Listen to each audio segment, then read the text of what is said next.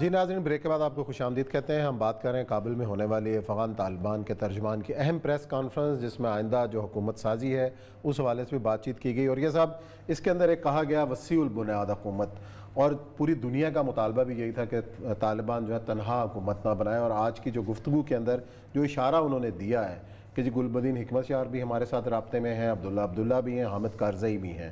تو کیا ان کو بھی آپ کسی سٹیج کو پر آج شامل سے کریں؟ 4-5 مہینے پہلے جب گلبدین اسکم صاحب اب جہاں لاہور آئے تھے میری ان سے ملاقات بھی تھی، تو انہوں نے ایک بات کہی تھی کہ میں نے ایک بات کہتا ہوں کہ جب تک اشرف غنی کی حکومت مستعفی نہیں ہوتی وسیع البنیاد حکومت نہیں بن سکتی، کیونکہ آپ ایک حکومت موجود ہو تو اس کے سامنے سوچ نہیں سکتے، تو آپ پہلے وہ مستعفی ہو۔ اب صورتحال یہ ہے کہ اب وہ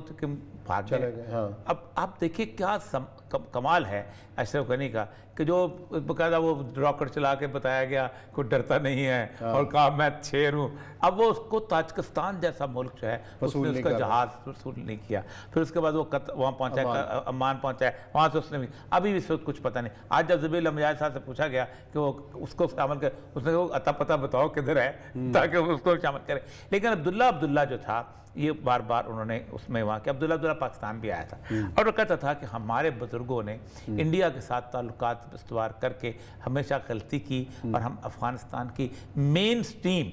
بڑی پاپولیشن سے کٹ گئے انڈیا کے مفادات کے لیے۔ اسی طرح احمد شاہ مسعود کا جو بیٹا ہے اس نے بھی یہی کہا کہ وہ پاکستان میں آج ملاقات ہوئی ہے خان صاحب سے بھی، کٹ گئے چیف آف آرمی سٹاف تو سے بھی۔ اس حکمت یار تو خیر ظاہر بات ہے پاکستان کا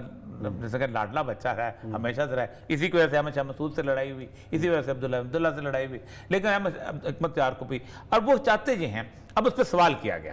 کہ آپ یہ بتائیں کہ کیا صورتحال نظریہ، اس نے کہا دیکھو نظریہ جو ہے بنیادی طور پر شریعتی ہے، لیکن آپ یہ سمجھو کہ 20 سال پہلے جو ہم آئے تھے تو ہمیں کچھ چیزوں کا اندازہ نہیں تھا، ایک ریاست کا ہمیں تجربہ نہیں تھا، ہم نے اس میں تجربے میں آخر وقت تک سیکھا، بہت بہتر ہوئے، لیکن 20 سال میں اور بہت کچھ سیکھا، اور ہم سمجھتے ہیں کہ ہم اس شریعت کے نفاذ کے لیے زیادہ بہتر طریقے سے کام کر سکتے ہیں، اور یہ لوگ جو بھی ہیں ان کو اس کے حساب سے، لیکن ایک بات یہ یاد رکھیں کہ نظریہ جو ہے وہ بنیادی طور پر اسلامک ہوگا۔ اب یہاں پر یہ سوال اٹھتا ہے اکثر اوقات، جو اس نے بھی بات کی کہ جو پیسفل سرنڈر ہے یہ ایک ریفرینڈم ہے، اور اسلام میں ریفرینڈم ہوتے ہی ایسے ہیں کہ جب ایک جنرل بیعت ہو جائے تو پھر اس کے بعد کوئی اور بات نہیں ہوا کرتی، اور وہ ان کے بات تھی ان کے لیے طالبان کے لیے میں یہ سمجھتا ہوں 2-3 چیزیں ہیں اس وقت اہم ترین۔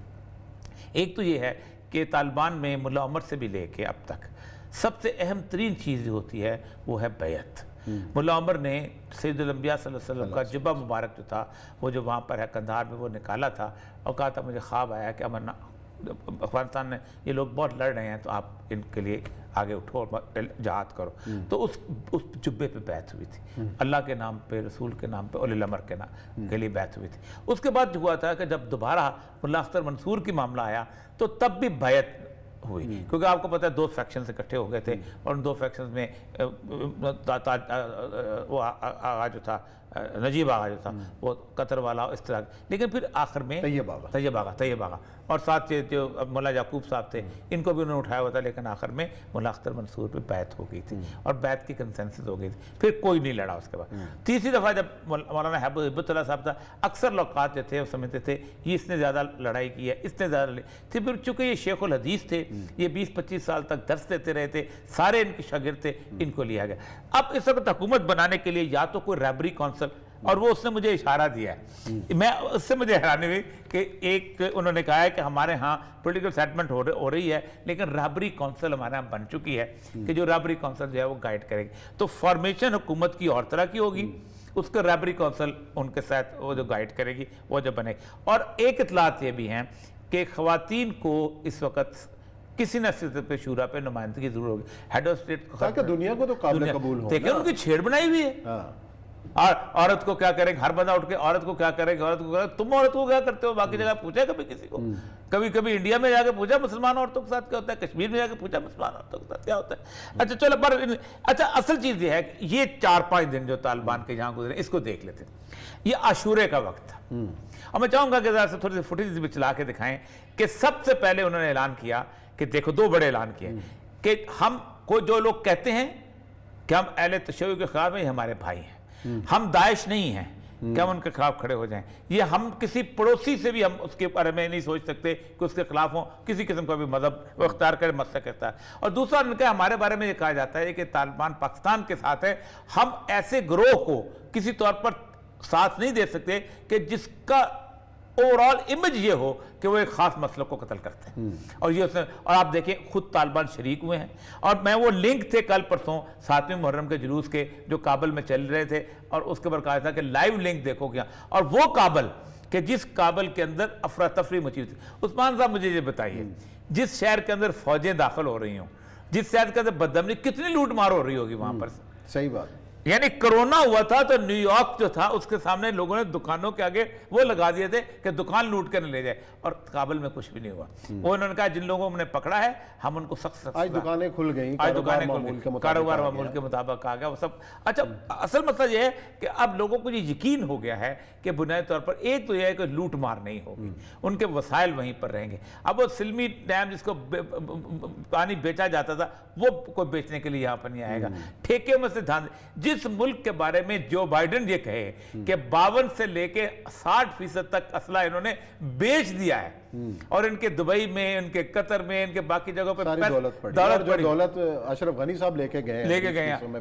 खुद अमेरिकन गवर्नमेंट, अमेरिका की इस वक्त सारे हाथ देख लीजिएगा, वॉल स्ट्रीट जर्नल देख लें, बाकी देख लें, उनका करप्शन इन अफगान आर्मी जो है उन्होंने इसको खराब किया। उसकी बुनियादी वजह ये थी कि वो सारे लोग थे जो पहले दिन से जानते थे कि अगर हम यहाँ तालिबान की गवर्नमेंट आ गई तो हम यहाँ नहीं रहेंगे। अच्छा, और ये सब सारे तनाजुर के अंदर आज 20 साल के बाद फतह हुई है, 3 शख्सियात ऐसी हैं कि जिनका जिक्र मेरा ख्याल हमें यहाँ करना चाहिए। एक साबिक सदर पाकिस्तान जनरल ज़ियाउल हक शहीद, जिनका यौम शहादत भी 17 अगस्त, साथ एक हमीद गुल साहब जिनकी भी बड़ी वो वीडियो वायरल है, और तीसरे सैयद मुनव्वर हसन साबिक अमीर जमात इस्लामी, जिन्होंने जहाद का और कताल की बात और उस वक्त उनको डॉक्टर इसरार साहब, डॉक्टर साहब